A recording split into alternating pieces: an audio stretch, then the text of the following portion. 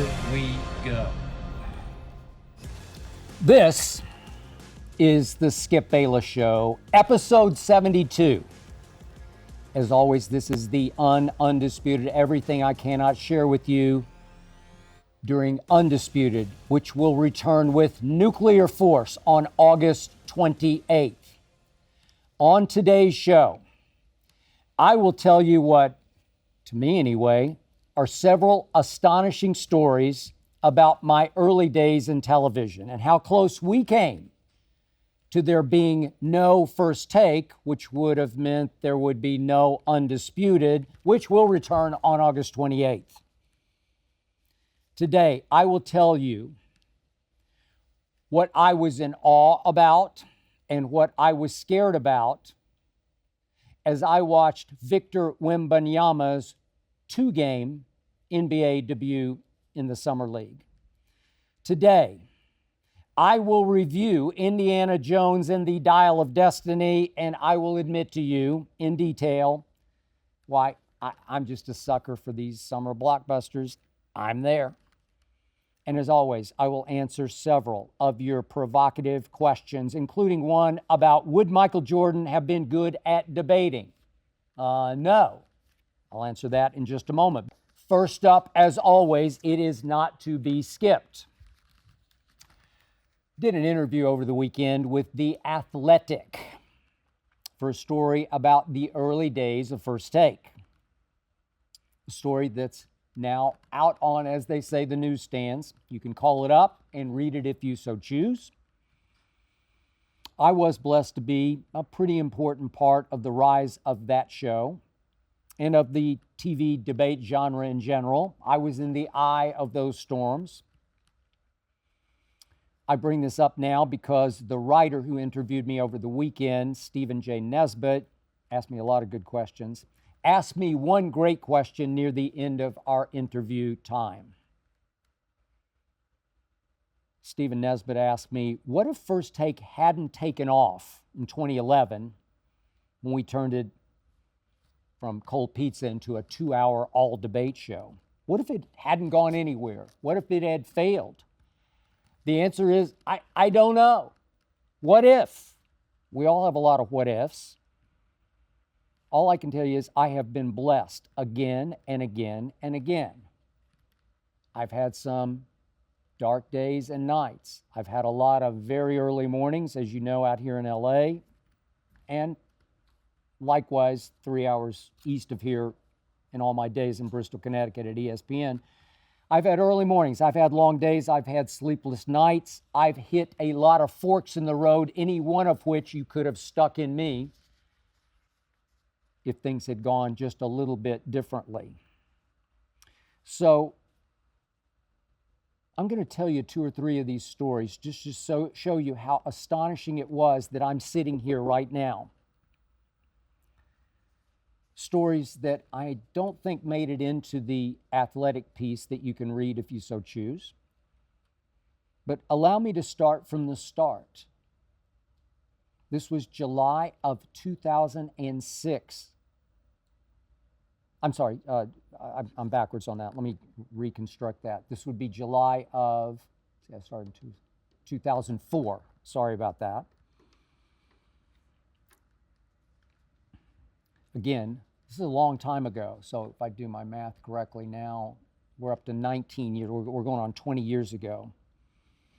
I was on my annual golf trip to Oklahoma City. I've talked about it before on the podcast. Every summer, since I went away to college at Vanderbilt, I go home to play with I call them my high school friends. They're really my grade school friends.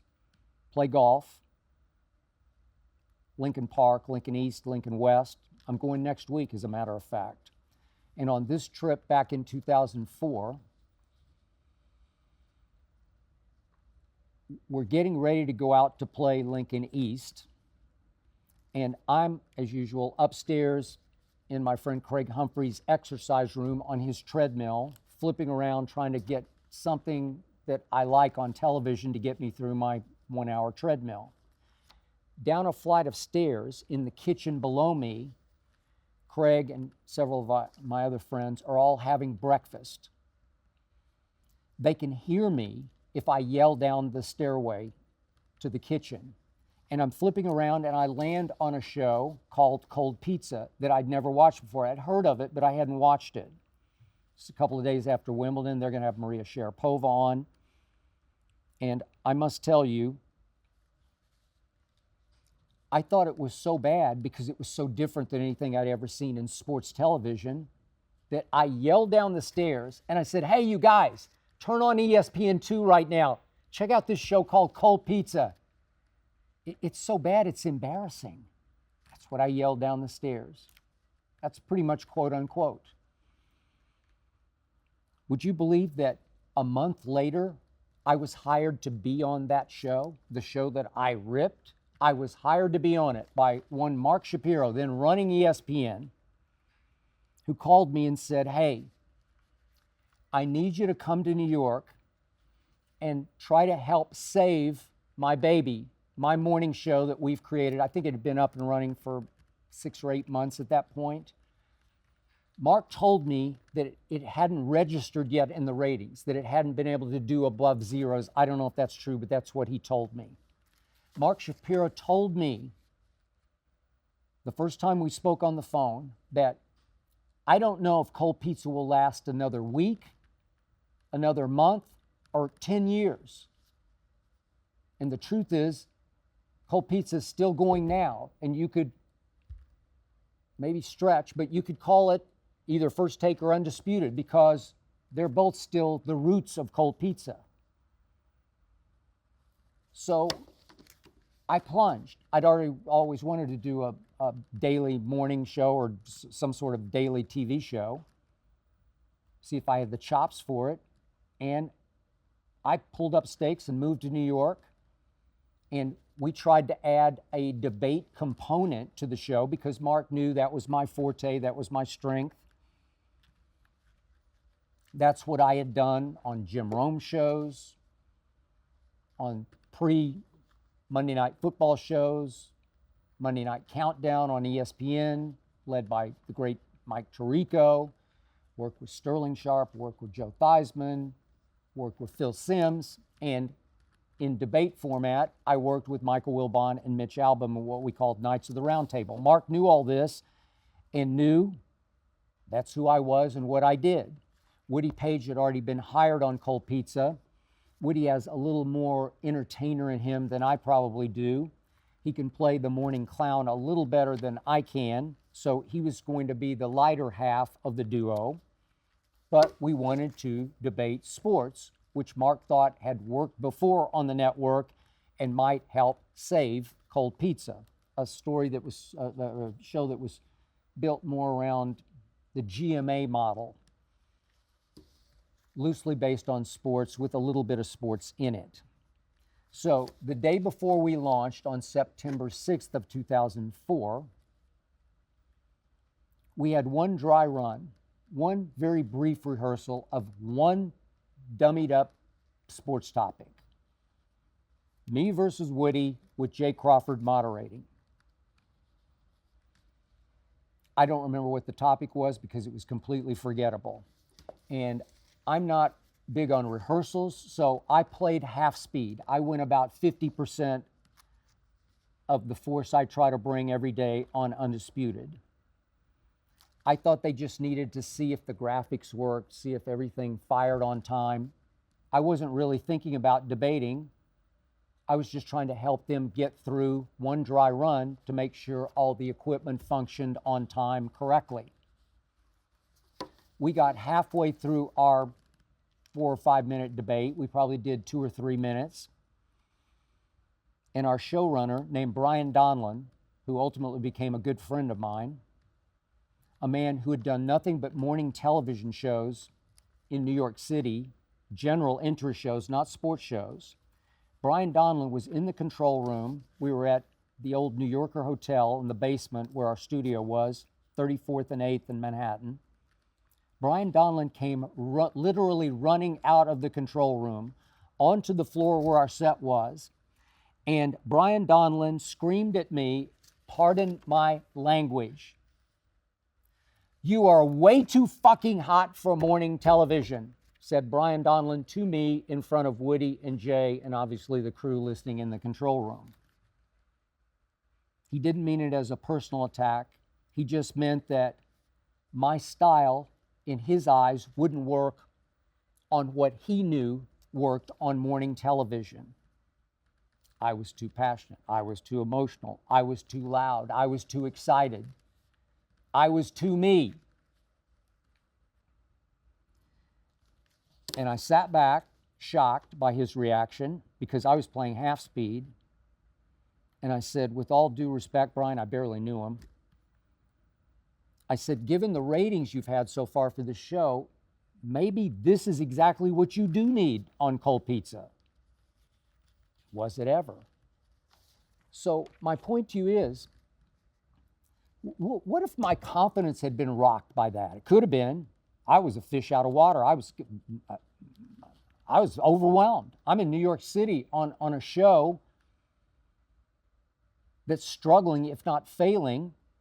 And when in Rome, I'm trying to do what the Romans do. What if I had tried to conform to general interest morning TV standards? What if I dialed it way back? What if in 2007, 3 years later, what if Cold Pizza had been canceled just the way every other New York-based ESPN show was canceled? All of them, plugs pulled, except for Cold Pizza. But because we had started to tick up slowly but surely in the ratings, I thought because of the debate segments that we added, Cold Pizza was the only show that got saved and moved up to the mothership in Bristol, Connecticut. What if the plug had been pulled? It easily could have been. We weren't rating that great. But no, they gave us all the chance. Do you want to move to Bristol? Well, yeah, I might as well. What if that plug had been pulled like all the other plugs were pulled? There would have been no First Take. There'd been no Undisputed. There'd been no me. What if, when Woody Page, after 2 years with me, returned to Denver, where he's a legendary columnist, as you know, I think I just wore Woody out. I'm relentless. I admit it. I'm sorry. Forgive me, but it's just who I am.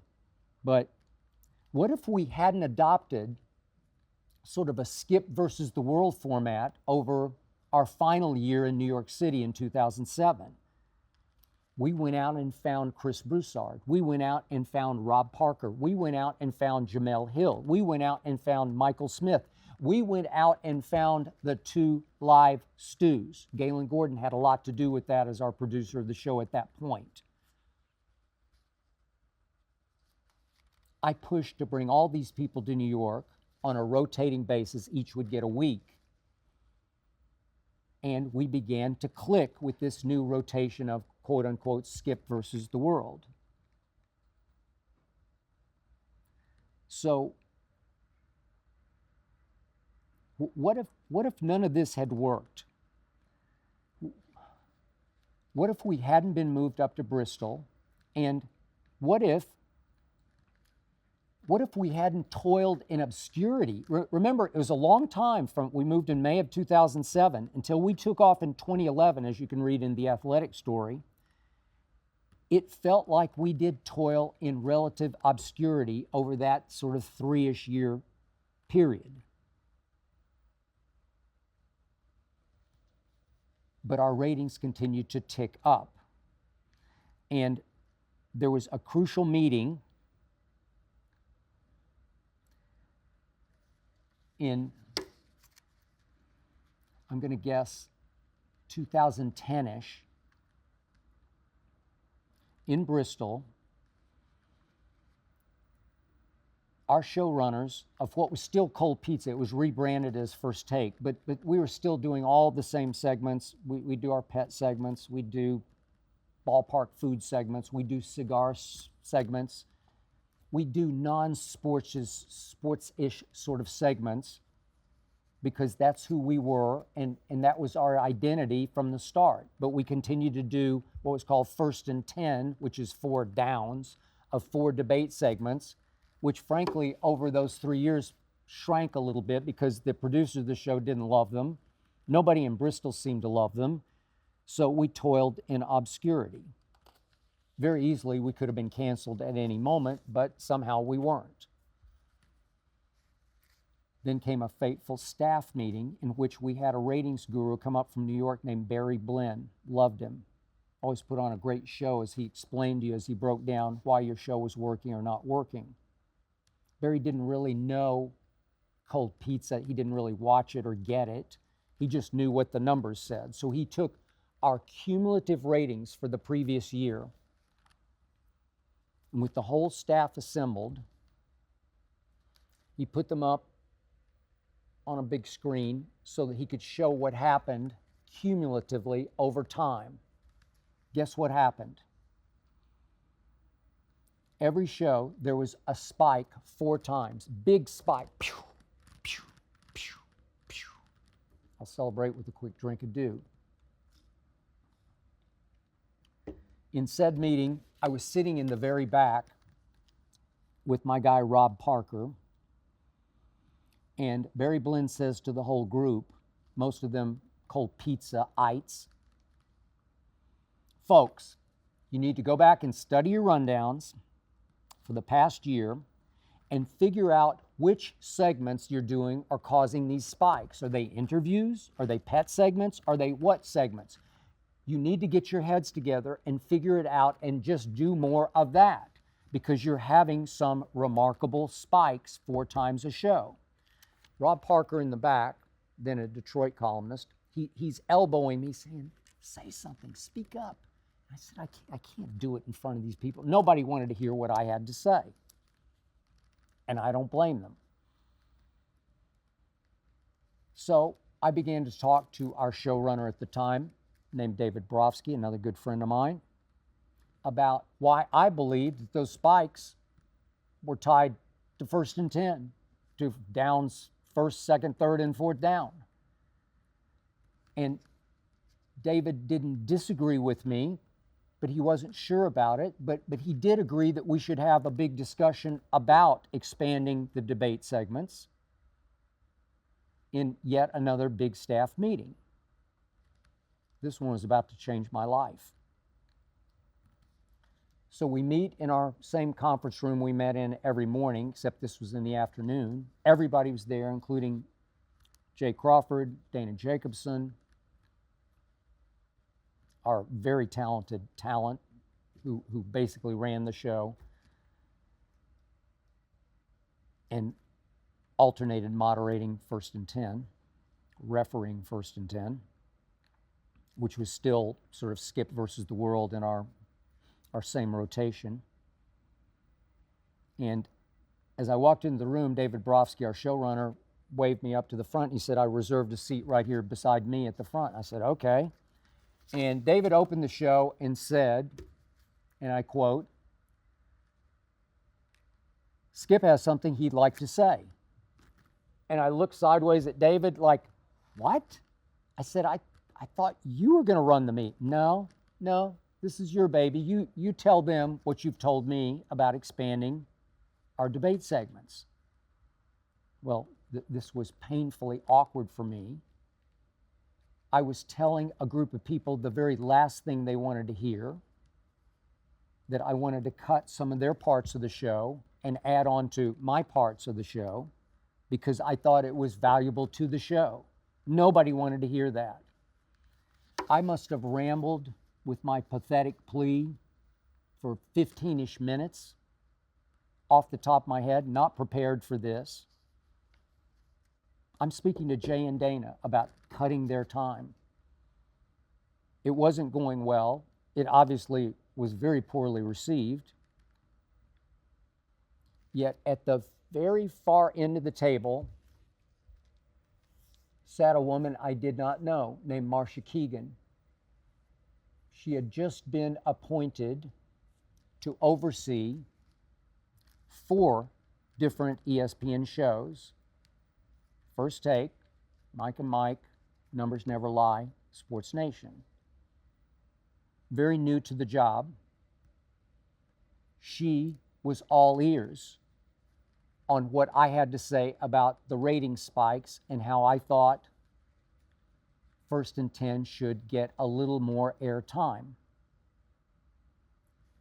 She stood up as I ended and she said, "Hey, I've got to run to another meeting I'm late for." And she looked all the way down the table at me. She said, "Skip, when you're finished with this meeting, could you please see me in my office?" What? Didn't know Marcia, never spoken to Marcia. And yet I did sit down with her in her office, and I went back over every point I made. She knew what the rating said.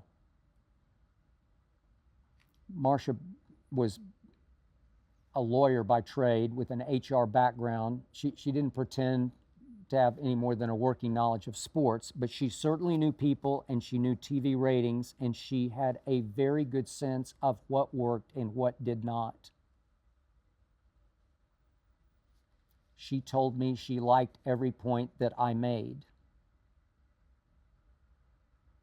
Marcia Keegan paved the way for all of this. Marcia Keegan made possible what Jamie Horowitz and Charlie Dixon soon were able to do with First Take, which is turn it into full 2 hours of debate. Now watch what Charlie Dixon is about to do with Undisputed, August 28th. We did go all debate. I had two producers, cold pizza refugees, if you will, stop me in the hall and tell me this was the biggest mistake anybody has ever made at ESPN. This will not work. You will fall on your faces. What if Marcia Keegan's other meeting had forced her to miss our meeting? Seriously, think about this. What if, for whatever reason, Marcia had missed our meeting? What would have happened? I don't know what would have happened. At that point, for me, First Take was becoming a dead end. Would I have soon just given up and gone back into writing newspaper columns and magazine articles and books? Maybe. Very possibly. I didn't make much money, not by TV standards at that point. There was nothing really to hang on to. I was with my wife, Ernestine. We weren't married yet, but she had a great job in New York, and I had to live in Bristol the whole week and just see her on Friday and Saturday. It was hard on us. I had to live at the Residence Inn in Bristol, Connecticut. I had a 365-day room. It wasn't all that fun, but I kept hanging in and hanging on. And if I hadn't, there'd be no Undisputed. And by the way, on August 28th, we enter our 8th NFL season right here on FS1. Our 8th. Can you believe that? Thank you, Marcia Keegan, for that. Without you, none of this would have happened. Man, have I ever been blessed. Was I so blessed to eventually have Stephen A. Smith as my permanent partner on First Take. I was so blessed here in LA to have Shannon Sharp as my partner on Undisputed for 7 great years, nearly 7. What if? What if? So I've thought the last couple of days about all those forks in the road that we all think about. What if you had gone here instead of here? And I'll leave you quickly with my biggest what if story of my life that I still think about to this day. This happened my senior year of high school. I had a journalism teacher named Liz Burdett who believed in me far more than I ever believed in myself. She pushed me so hard to write sports columns instead of play sports. She knew how much my baseball and my basketball meant to me, but she said, no, your gift is your writing.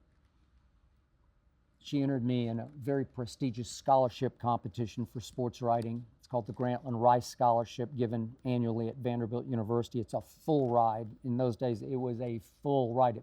$25,000, which covered everything, room, board, books, tuition. Nobody from west of the Mississippi had ever won the Grantland Rice. I didn't even know where Vanderbilt was. I didn't have any idea who Grantland Rice was at the time. First great syndicated sports columnist in this country. All my friends were going to the University of Oklahoma. I was dating a woman who became my first wife. She was a year behind me. She was a junior. She was, I'm pretty sure, going to the University of Oklahoma like me. She eventually came to Vanderbilt with me. But the point was, Liz Burdett stressed to me that, hey, in order to qualify for the scholarship competition, you have to first get accepted to Vanderbilt. No small task for a public school kid from Oklahoma City, Oklahoma. And she said, you have to take the SAT test. I didn't know anything about it. I never studied for it the way kids have done. I think it's gone away now thanks to COVID, but last 20 odd years, it seems like kids prepped harder for the SATs than they did for their schoolwork. I didn't do any of that. All I knew is it was a one-shot deal in Oklahoma City. The morning of December 6th, a Saturday at 9 a.m., across town from me at McGinnis High School, not my high school, was conducted the one SAT test that you could take to go out of state, obviously, to a school like Vanderbilt. And for the first and last time in my life, that morning of December 6th, my senior year of high school, I overslept. I forgot to turn my alarm on. As God is my witness, I woke up at 8:45. It's a good 20-odd minute drive to McGinnis from my house. I threw my clothes on. I tore across town, lucky to be alive as fast as I drove. I had already scoped out where the classroom was at McGinnis, so I pulled right up close to it and ran in the door. The nun presiding scolded me with her eyes and shook her head at me, but she handed me that booklet and she handed me that pencil. And I went to the back of that classroom with all those private school kids feverishly working away at their SAT, and I sat down and I went into hyper focus. I did pretty well on the SAT. I got accepted to Vanderbilt. I won the scholarship. It freed me from my broken home life. It got me out of there. It launched me. What if I'd slept for 5 more minutes, 10 more minutes? Would it have changed my life? Very possibly. I might not be sitting here if I'd slept for 10 more minutes. At some point, the nun was going to shake her head at me and say, no, I can't do this. You're too late. But she gave me a break.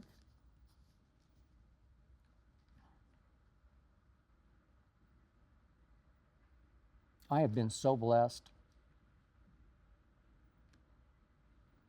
Thank you, God. Let's take one of your questions, shall we? This is Kevin from Miami, Florida, who asks, why in the world are you so confident the Cowboys are making the NFC Championship game? It's your prediction every year. Number one, Kevin from Miami. I'm so confident because as a lifelong diehard Dallas Cowboy fan, our lifeblood is delusional overconfidence. I can't help it. Give me a break. Yet number two, I do not predict every year that the Cowboys are making the NFC Championship game, although I do almost every year say they're going to win the NFC East because I don't think that's that big a deal, and I don't think it will be this year. I just think they're better than the Eagles, and they will win the East, and they will get to the NFC Championship game. Number three, this time I do actually objectively believe, because my Cowboys did win the offseason. I mean, they stole Brandon Cooks. They stole Stephon Gilmore in trades. They stole both of them. Magic pieces to the puzzle. They drafted Amazi Smith. He's exactly what they needed as the anchor of their defensive line. They re-signed Donovan Wilson and Leighton Vander Esch on what will be the best defense in the National Football League. And number 4, I think I'm being painfully objective. I'm picking them to lose a 3rd straight playoff game to the San Francisco bleeping 49ers. And by the way, I assume, Kevin from Miami, that you're a Dolphins fan. I don't know that for a fact, but I'm going to assume it for the sake of this argument. So I will admit, we're stuck with Dak. But even worse, Kevin from Miami, you're stuck with Tua. I guarantee you my Cowboys will go deeper into the playoffs than your Dolphins will go. And by the way, number 5,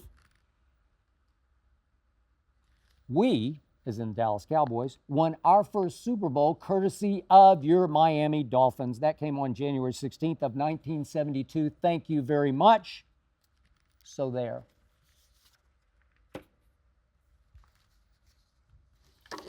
I'll admit to you, take another quick shot of this.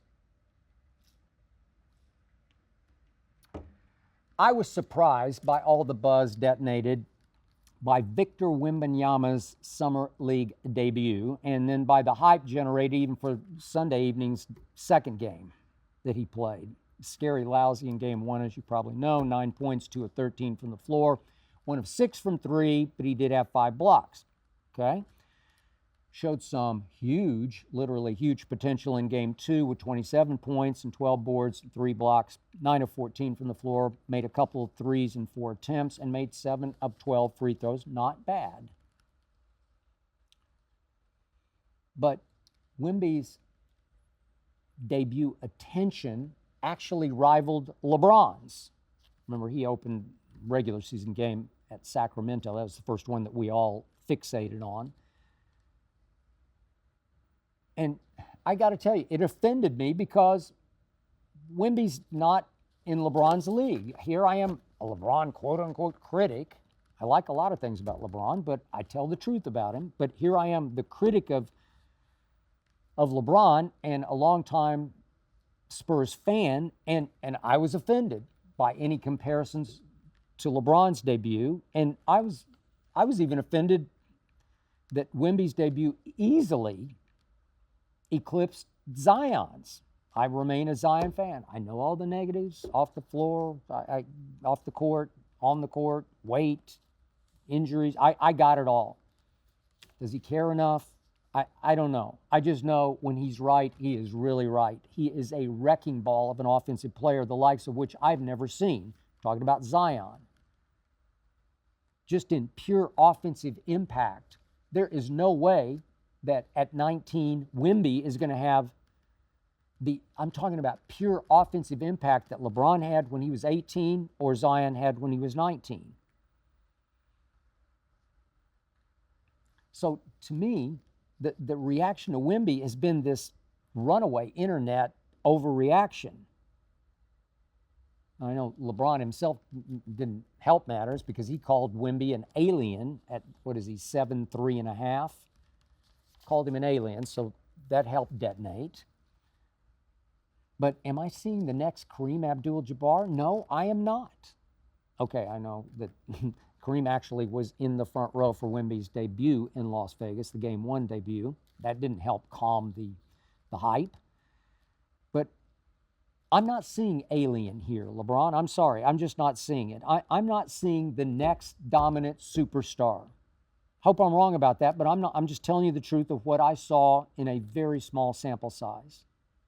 And yes, I am risking overreacting to 2 summer league games against a lot of guys who will not be playing in the NBA come regular season.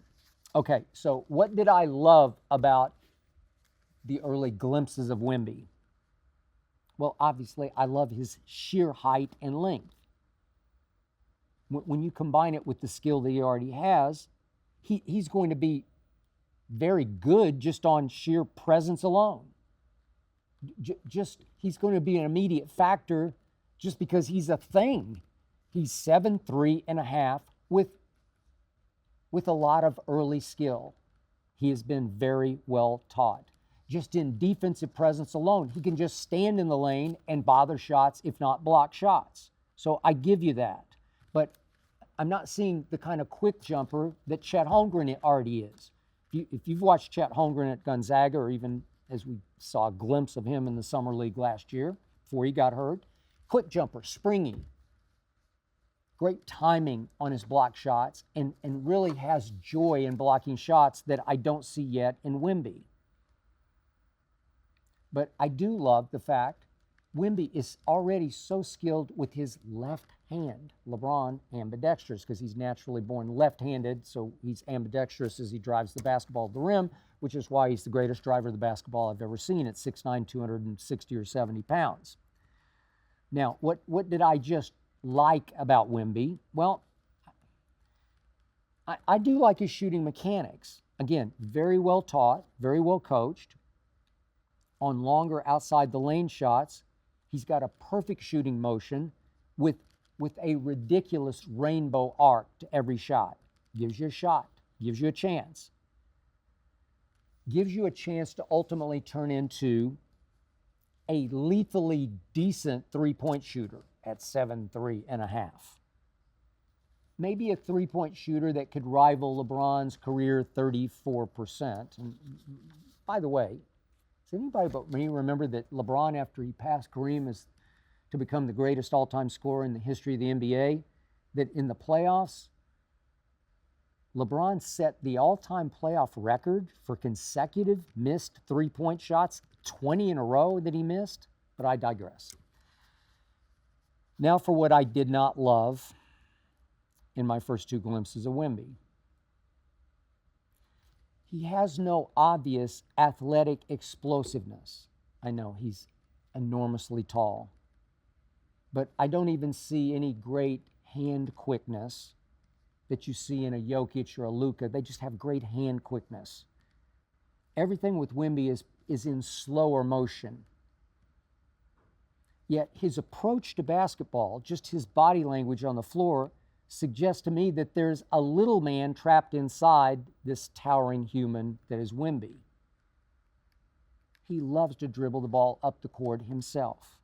He loves to high dribble, because he's 7'3 and a half, high dribble into the lane, which of course left him often empty-handed in the lane after the ball got knocked loose or stolen. But this kid seems to love shooting threes even more than he loves dunking on smaller opponents. This kid seems to love blocking shots on the perimeter even more than he loves blocking them at the rim.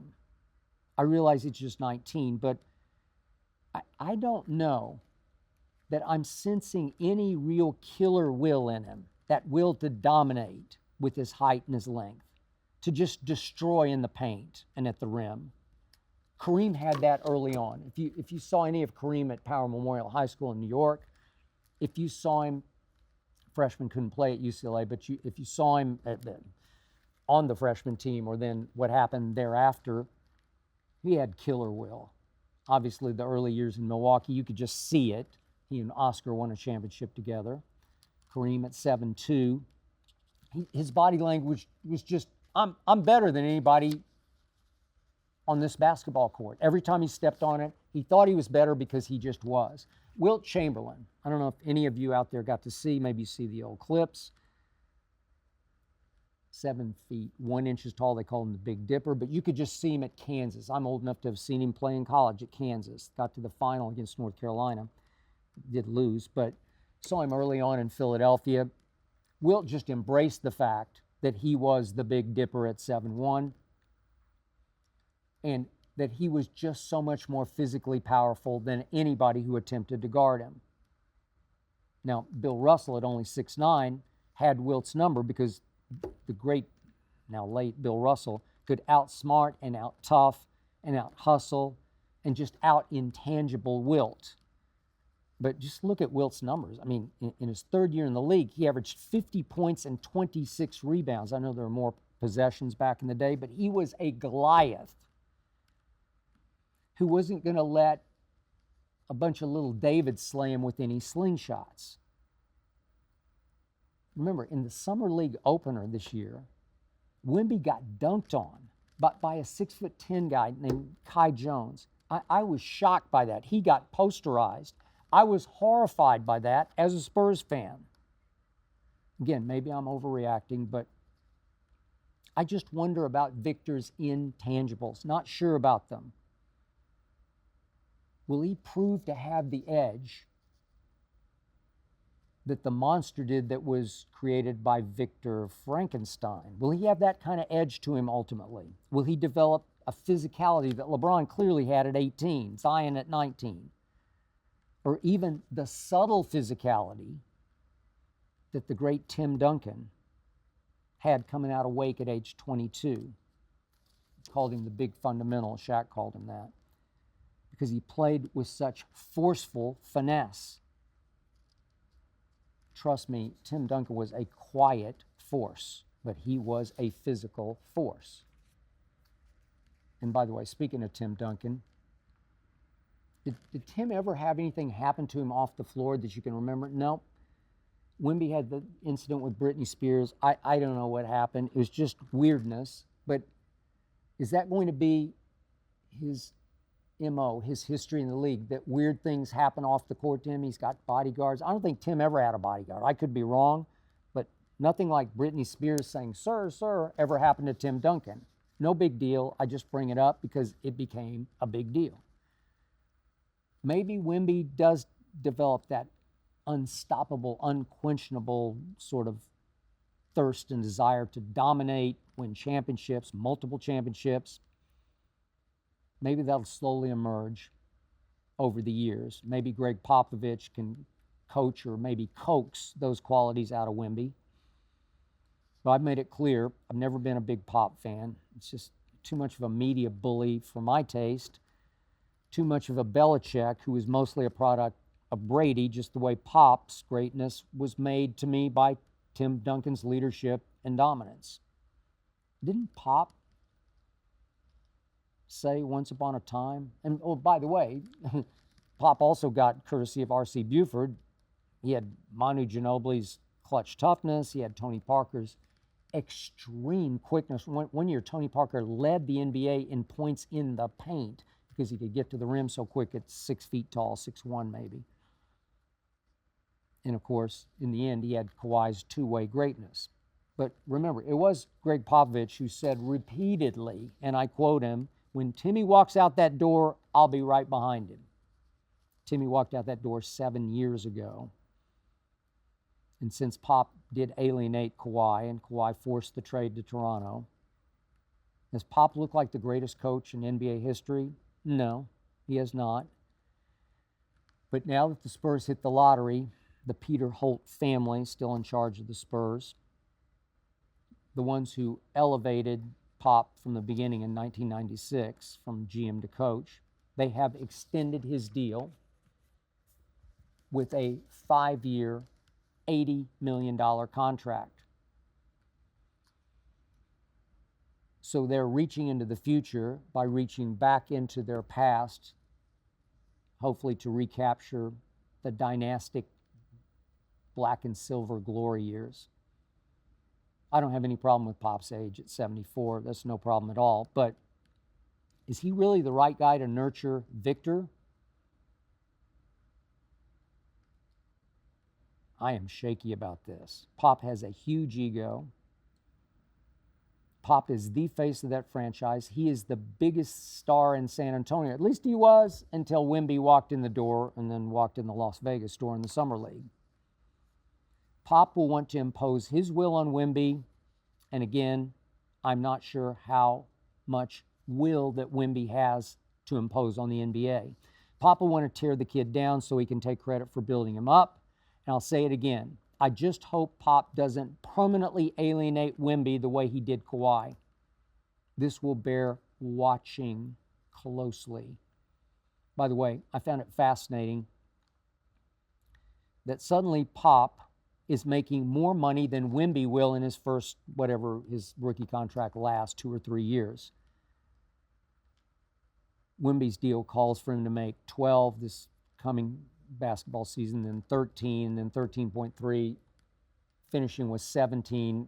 Deal will probably be renegotiated, obviously, by then. But so Wemby in just his first 3 years is going to average $13 million a year.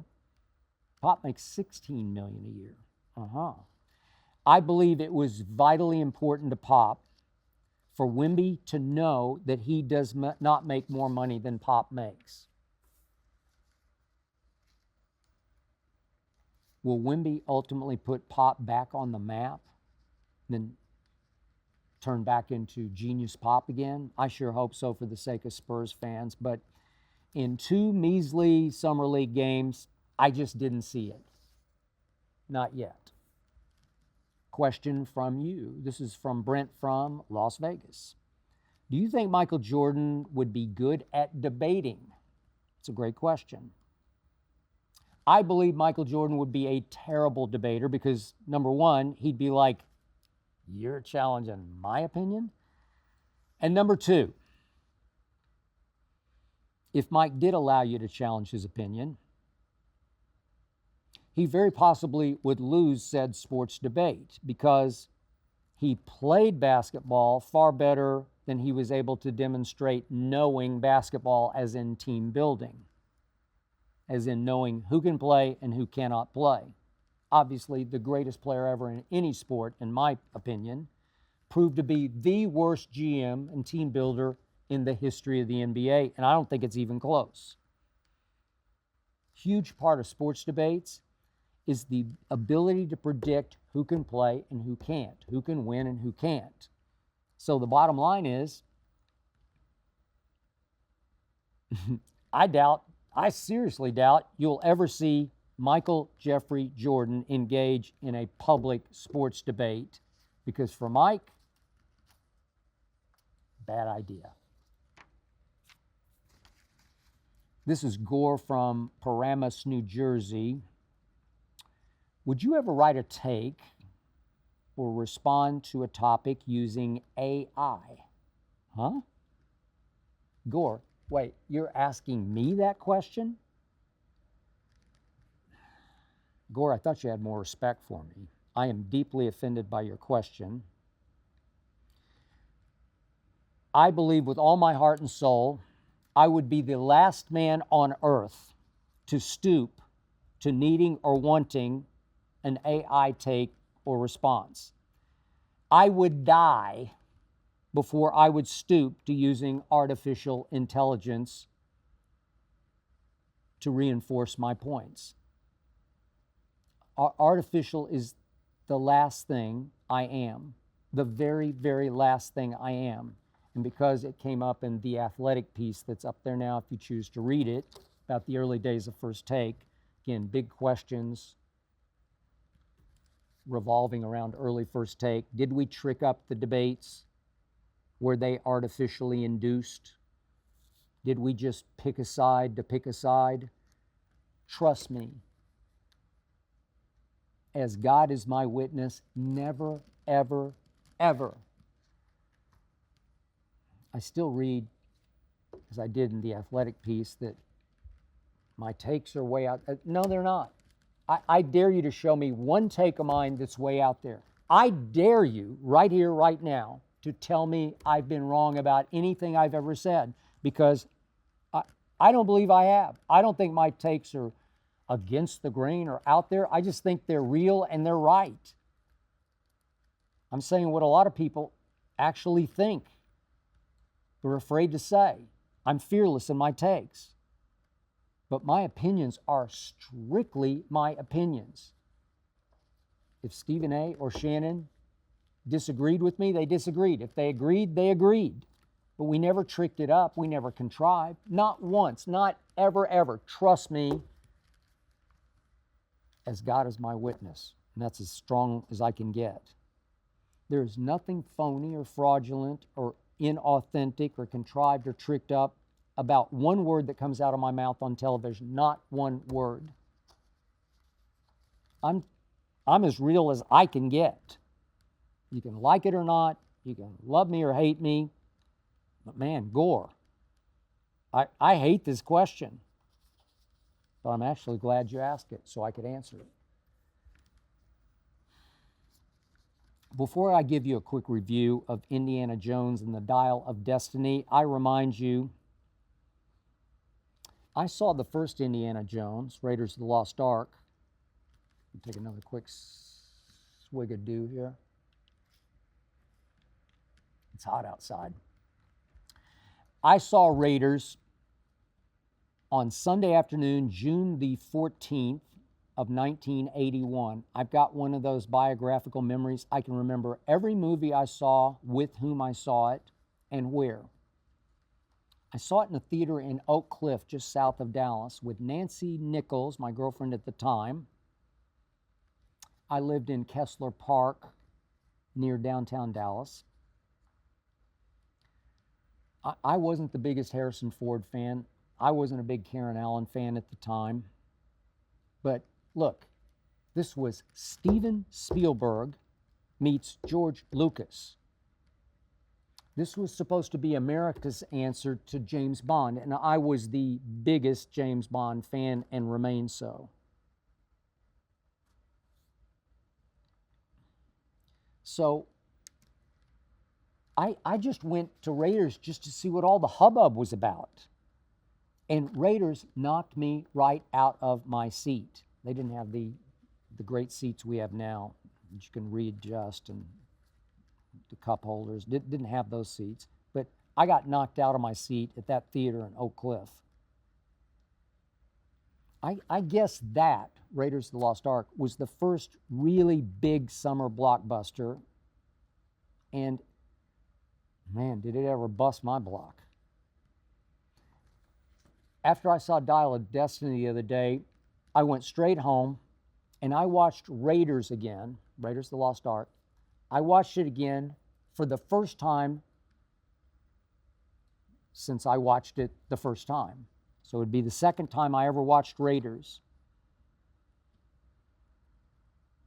And that was 42 years ago, if memory serves and math serves. And it was just as historically great upon further review the other night than it was back in 1981. That giant ball rolling out of the cave after Indy. Man. Shootout with the Nazis, Marian's Bar in Nepal, remember that? Indy just sighing and rolling his eyes and shooting the expert swordsman after he'd gone through his routine. Remember the little turncoat monkey? The I hate snakes? The all hell breaking loose when the Nazis dared to open the Ark of the Covenant? Then the Ark at the end being stored in a gigantic warehouse with thousands and thousands and thousands of boxes of unfinished U.S. government business. All that for that. Raiders made me a fan of summer blockbusters, just like I'm a fan of watching the Super Bowl. Summer blockbusters are events to me. There's something you can look forward to, you can plan for. Ernestine and I have already made a date to go see the next Mission Impossible. Here we go again. This is only part 1 of the 7th. We'll be there because we go to be awed, to see something very possibly we've never seen on screen before. I was never fanatical about Star Wars or Jurassic Park or the Mission Impossibles that came before, or for that matter, Indiana Jones. I'm never fanatic about any of them. I'm not culty about any of them. But they have consistently entertained me by fairly consistently showing me they can top themselves by creating things that we've never seen before on screen. Despite the pandemic and all the first-run movies that Ernestine and I now just happily watch at home sitting back on our couch, there's only one way to watch Dial of Destiny or this next Tom Cruise Mission Impossible. There's only one way. You know what it is. It's in the theater. Getting knocked out of your seat by the sheer force of it, the sheer sound of it, taking it to yet another level, all caps. For me, Dial of Destiny is yet another cinematic achievement. It is stunning in its sheer scope and magnitude. It just feels so huge on screen.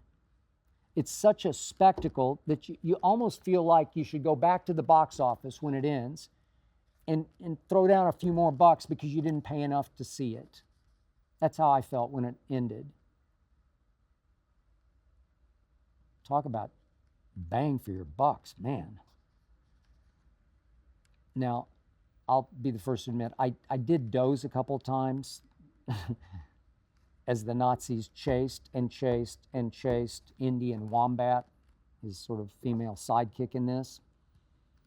Chased and chased and chased. Got a little repetitive, increasingly less believable. Wait, how would the Nazis find them there and then there? And then they even found them there? How did they do that? But let me tell you, the last 20 minutes of Dial was right up there with anything in Raiders. The going back in time, I'm not giving away anything here, there's no spoiler alerts, but the Siege of Syracuse, if you've seen it, you'll know what I'm talking about. Archimedes himself, then suddenly jolting full circle back to Indy's little cramped, sweaty apartment in New York City, 1969, and an ending that I will be the first to admit flat out brought tears to my eyes because I didn't see it coming. Even me, America's favorite villain, I cried. Harrison Ford at age 80 was just ornerier than ever, still very much up to the task. Mads Mikkelsen, I've talked about him before. I've always been a big fan of his. He is a very memorable Nazi villain. I'll admit I wasn't wild about Phoebe Waller-Bridge, but she won me over in the end. Now I can't wait for Mission Impossible, whatever we're up to, 7. Can't wait to make a date with Ernestine. And in the end, I don't even like Tom Cruise, but trust me, we'll be there. This is Nick from New York. Are you excited or nervous that the Cowboys are going to have their own Netflix show? I'm not excited, definitely not nervous. I'm more curious. I'm actually just fascinated to see how much Netflix can outdo me. If you followed this, Netflix has paid $50 million for the rights to a documentary inside Jerry Jones during the Cowboys' dynastic Super Bowl years of the 1990s. Obviously, hasn't won a Super Bowl since the 1995 season. So it all came, really, Jerry bought the team in 1989. The last Super Bowl was won against Neil O'Donnell, the Pittsburgh Steelers. It was a mismatch in early 1996, and that was really the end of it. Just for the record, I wrote 3 books, not 2, not 1, 3 books about all those days. My first one started in 1989 with Jerry, but it was actually the rise and fall of Coach Landry. It was called God's Coach, but it had a whole lot of Jerry to begin and to end.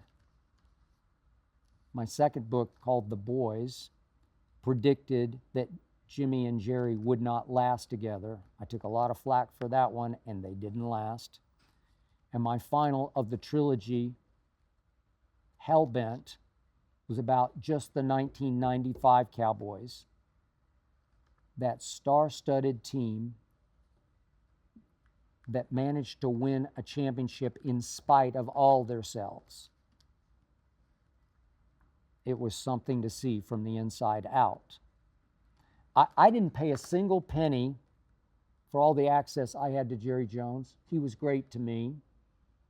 I spent, I'm not exaggerating, through those 3 books, hundreds of hours with Jerry Jones, just hanging out with him or interviewing him. Hundreds of hours. I feel like I have a pretty good feel for Jerry Jones. So I'm fascinated to find out what Netflix will find out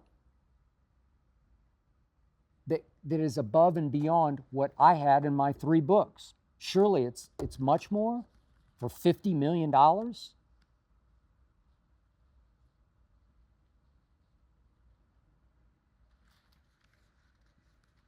I can't wait to see this.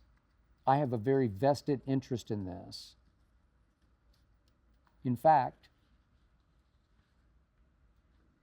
having watched Dial of Destiny and looking forward to Mission Impossible, a documentary on Jerry Jones that cost $50 million, now that's a summer blockbuster for me. I'll be all eyes. That's it for episode 72. Thank you for listening and or watching. Thanks to Jonathan Berger and his All-Pro team for making this show go. Thanks to Tyler Korn for producing. Please remember, Undisputed returns August 28th. All right? Okay, good.